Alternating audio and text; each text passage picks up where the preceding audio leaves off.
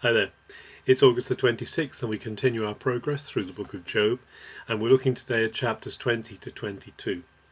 Now, first of all, in chapter 20, Zophar continues this observation that the wicked will get their payback. And he is basically says, look at the wicked man, how he comes to nothing. Look how he's destroyed. God will get him in the end. There's no enjoyment for the wicked. All will come to naught.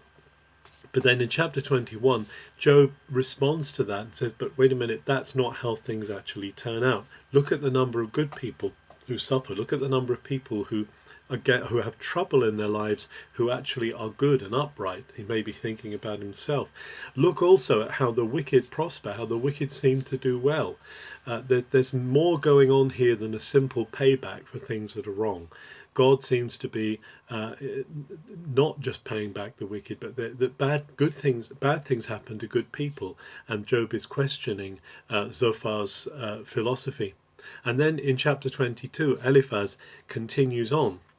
And this time Eliphaz, it's really interesting. Eliphaz makes the point, perhaps, that God isn't really interested. God, after all, is removed way above the stars. He's walking around heaven.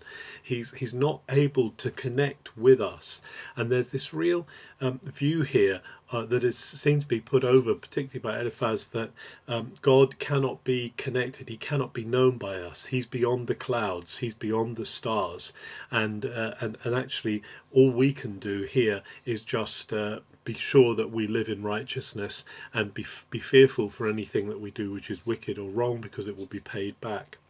And actually at the end of chapter 22 he even appeals to Job to repent, to turn around and come back to God, and that if he repents of all his wickedness, God will forgive him. It's an interesting unwrapping here in the story of so much of how people even still can see God. They can see him as basically vindictive, a judge who is just up there, in fact not even close to us, but away up there above the clouds, beyond the stars, and every so often he just sends thunderbolts of judgment down to destroy people. Whereas Job is saying there's something more going on here, something more than just about God vindictively judging people. There's a problem of evil. There's evil going on, but it doesn't mean that we can't know God. We may struggle today, we may struggle in our lives with bad things that happen to us, even though we're trusting in God, even though we're looking to him.